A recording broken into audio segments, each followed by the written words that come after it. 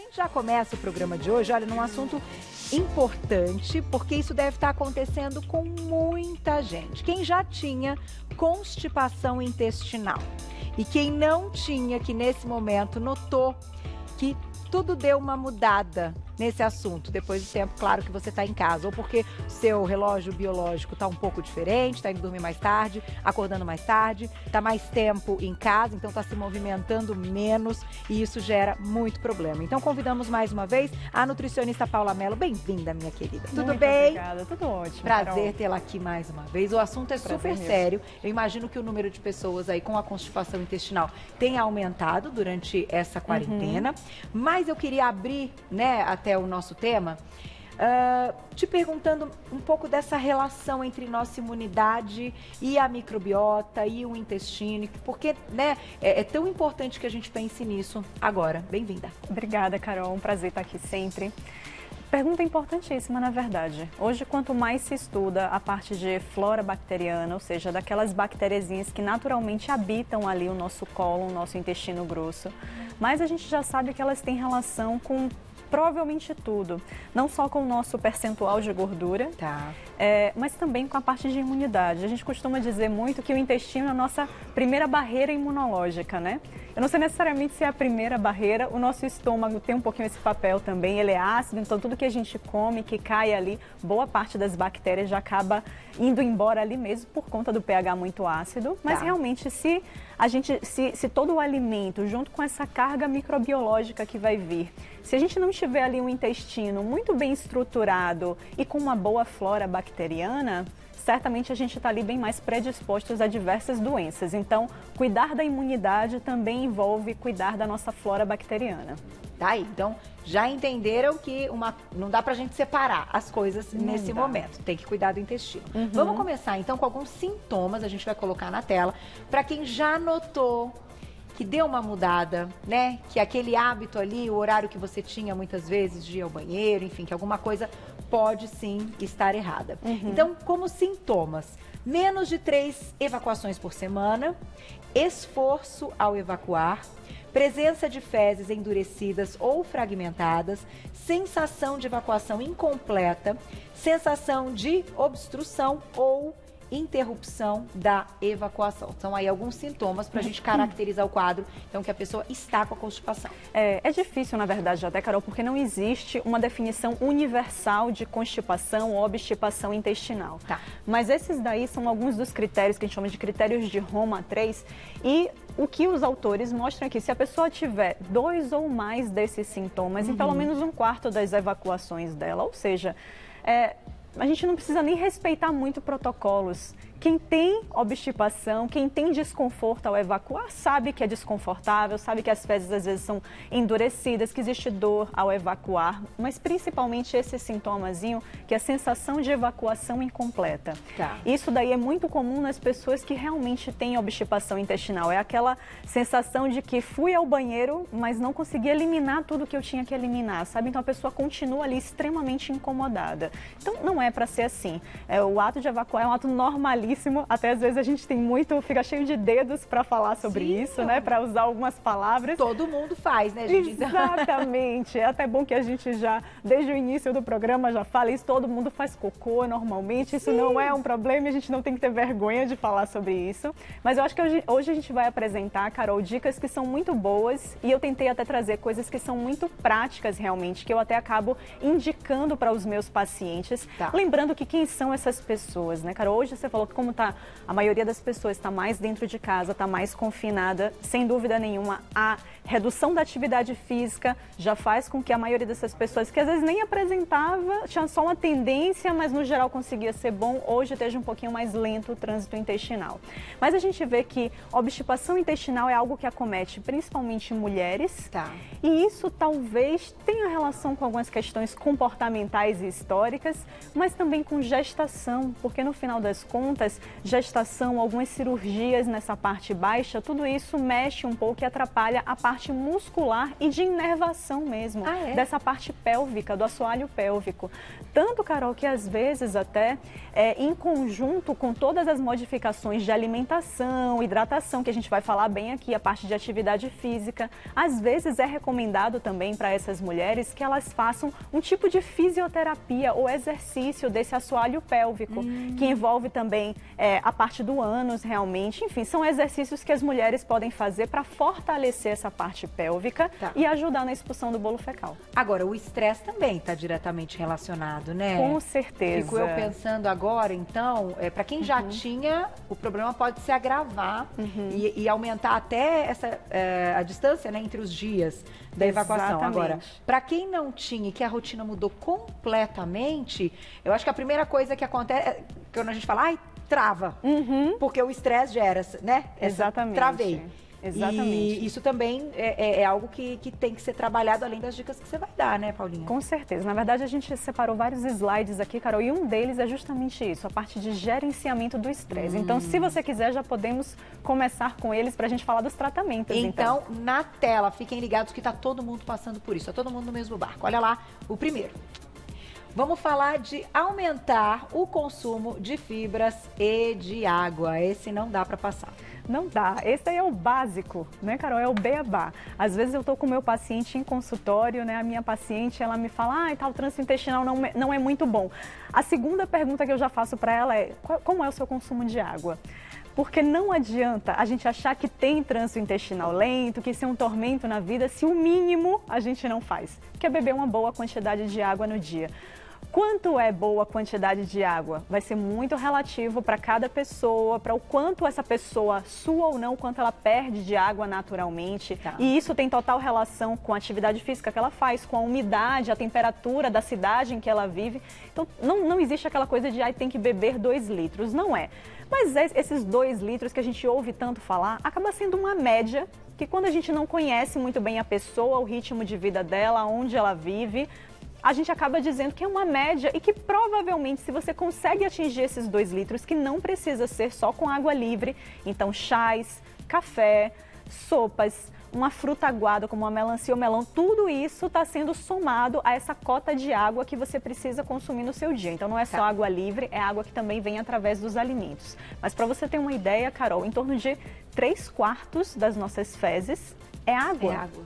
Então, assim, a gente precisa, para que a gente mantenha esse bolo fecal mais hidratado e que ele seja expulsado com mais facilidade, a gente precisa manter tudo muito bem hidratado. Então, água, sem dúvida nenhuma, é o primeiro ponto que quem tem um trânsito intestinal mais lento já precisa ficar atento para corrigir no seu dia. Para a gente até ter uma ideia se está consumindo num volume legal, a gente pode usar aquela regrinha da urina, da urina clarinha. Perfeito. Esse talvez seja o melhor parâmetro, o parâmetro mais fácil que qualquer um em casa consegue observar. Então, se a urina está saindo ali clara, né, um amarelo bem clarinho, ótimo. Uma dica que eu dou também, se você não tem muito hábito, é já começar o dia se hidratando muito bem. Então, na noite anterior, já leva um copão de água, deixa no criado mudo ali, deixa do ladinho da cama, acordou, já bebe essa água. E você vai ver, às vezes, que beber esse volume de água já pela manhã, que é um horário que o trânsito intestinal da gente tende a funcionar melhor, você vai ver como isso já vai ser um estímulo e tanto para você ir ao banheiro. Boa dica.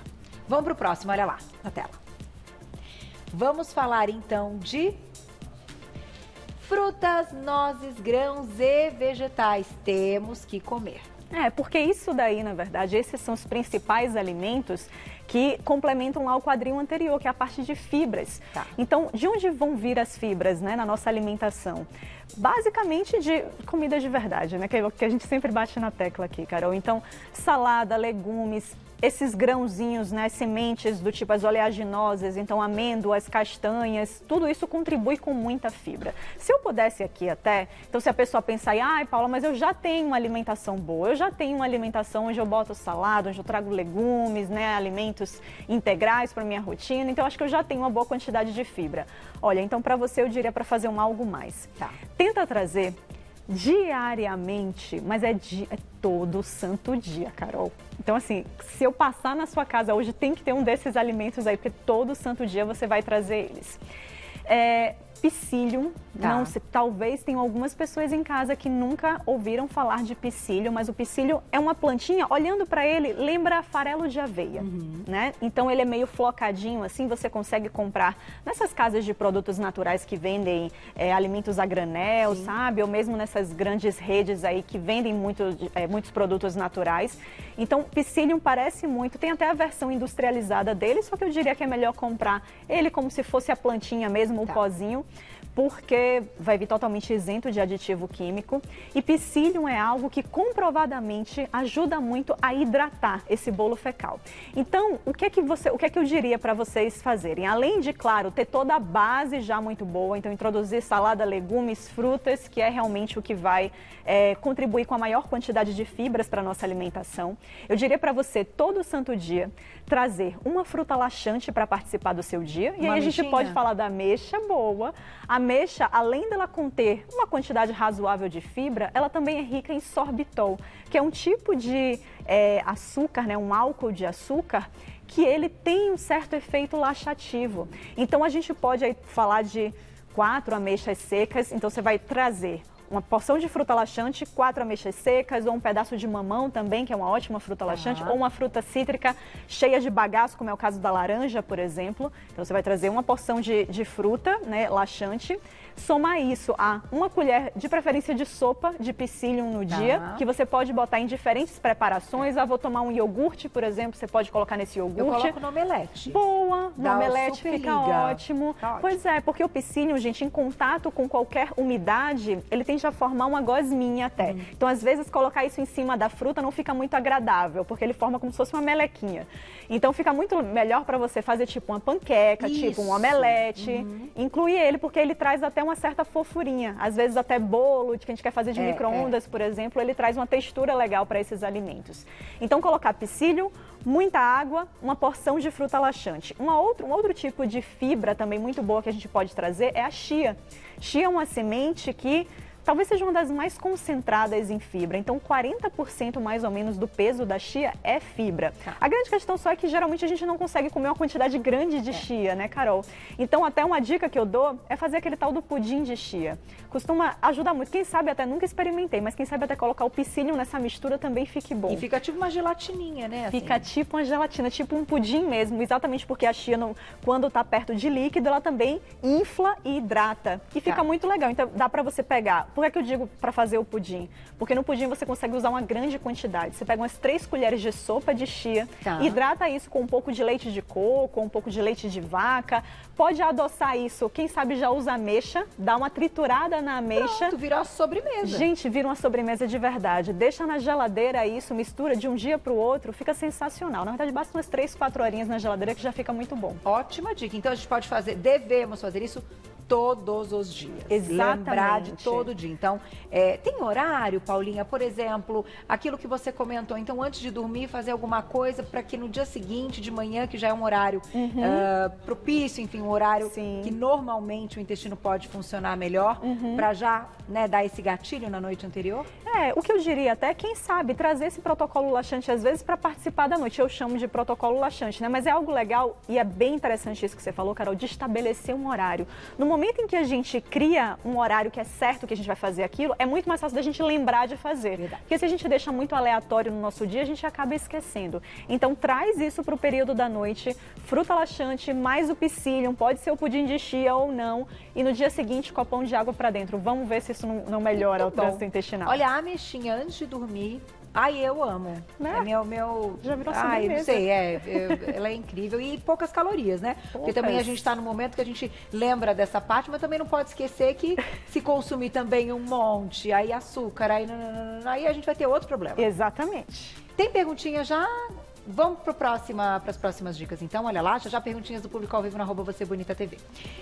Consumir bebidas probióticas como kefir, o kombucha e iogurte. A gente bate tanto nessa tecla. E tem muita gente que já há um tempo manipula, tem aquelas cepas que a gente pode manipular aí para, enfim, em forma de comprimido. Então, eu queria ouvir sua opinião, porque tem muita coisa, Paulinha, que nesse momento também se afasta um pouco. Então, por exemplo, quando a gente fala, o kombucha eu acho que até dá, mas o kefir, Se a pessoa não tem, talvez é mais difícil conseguir nesse momento. Com certeza. Agora, quem tem, tá com mais tempo para cuidar desse kefir, esse kefir vai, né, render. Isso também, então a gente tem os dois lados agora. Tem. Kefir, para quem não sabe até, Carol, kefir é uma culturazinha, olhando para o kefir, parece um queijinho cottage, né? Ele tem vários gruminhos assim. E na verdade é uma cultura de bactérias que você vai ter que cuidar diariamente, alimentando essas bactérias. E a gente tem alguns tipos diferentes de kefir, mas o kefir mais comum talvez seja o de leite.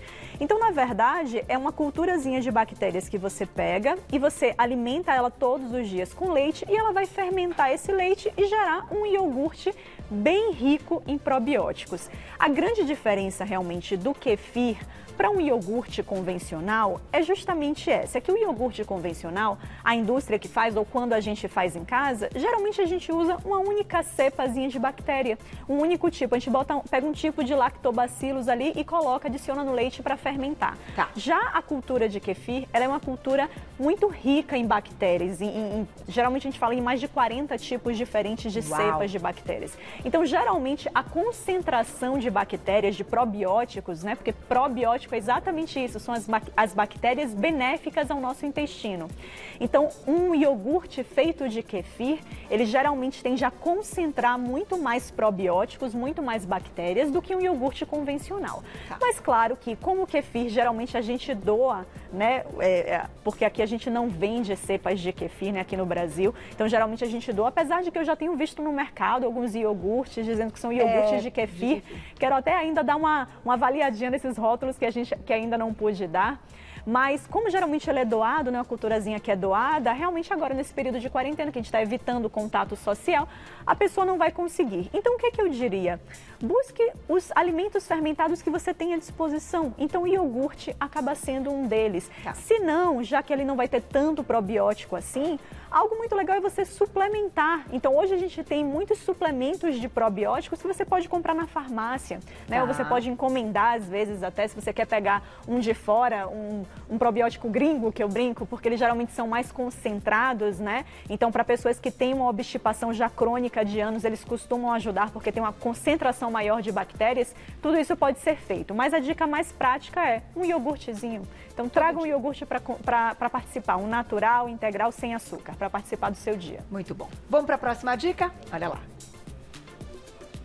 Na sequência, mude a posição em que você senta no vaso sanitário. Isso é muito interessante. Gente, isso o apoio faz toda a diferença. A gente aprende, só que a gente esquece que é quando a criança está aprendendo. Exato. Que vai sair da fraldinha. E tem criança que pede para botar a fraldinha, porque daí ela senta do jeito que ela se sente bem para conseguir fazer o cocô. É muito interessante esse assunto, super, né, Paulinha? E se você olhasse quem tem filho pequeno e olhar para o filho, provavelmente vai ver que ele fica de posição de cócoras. Exatamente. Né? Que é aquela posiçãozinha em que você se agacha, todas as vezes até o adulto perde um pouquinho a elasticidade. Exatamente. E às vezes até nem consegue ficar na posição de cócoras por conta de algumas limitações. Mas fato é, essa figurinha aqui, ela ilustra muito bem, porque na verdade a ideia é: o vaso sanitário, ele acaba que não tem a melhor posição, exatamente porque geralmente as nossas pernas vão ficar num ângulo ali de 90 graus, exatamente como está a primeira bonequinha ali.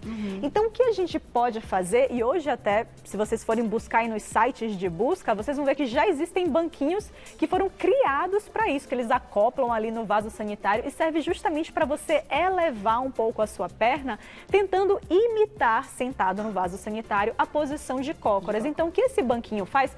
Se você não tem esse banquinho, não tem problema nenhum, pega a caixa de sapato que não está usando, justamente para você elevar o seu pé. E até diferente ali da ilustração, eu diria até para tirar realmente, pode tirar a sua roupa íntima e abrir um pouco mais a angulação da perna, porque, gente, isso faz total diferença. Observe que quando a gente fica de cócoras, o que é que a gente faz? As pernas ficam um pouquinho mais abertas e a gente agacha por completo. O joelho realmente ele vem aqui para essa posição de cima.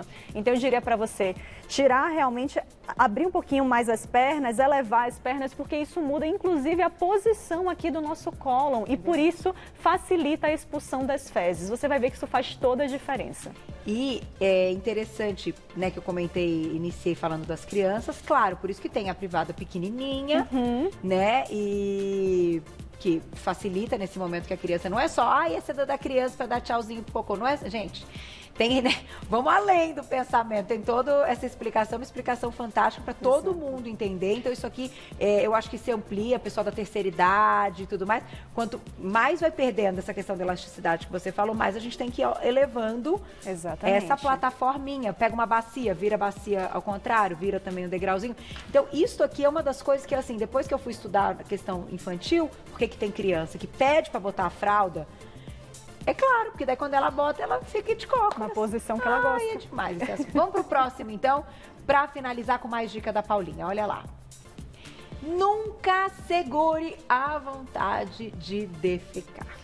Pois é, e é uma coisa que, principalmente mulheres, eu vejo que a mulher tem muito mais um pudor em relação a essa coisa de ir ao banheiro fazer o número 2, muito mais até do que homem. Para o homem é uma coisa muito mais tranquila, tanto que é um público que é menos atingido por essa coisa de obstipação intestinal, mas principalmente nós mulheres, se a gente não está na nossa casa, se não é o nosso vaso sanitário, às vezes a gente está no trabalho, por exemplo, a gente acaba segurando muitas vezes quando vem a vontade de ir ao banheiro. E isso é uma coisa que a longo prazo acaba prejudicando. Verdade. Então a gente tem que se livrar desses pensamentos. E agora em casa isso facilita. Até que nesse ponto facilita. É que tem muita gente que está de home office que já tinha o hábito de segurar porque está ali numa reunião, que está ali conversando e tal. E continua fazendo isso mesmo estando em casa, né, Paulinha? Respeita a vontade, gente. É isso.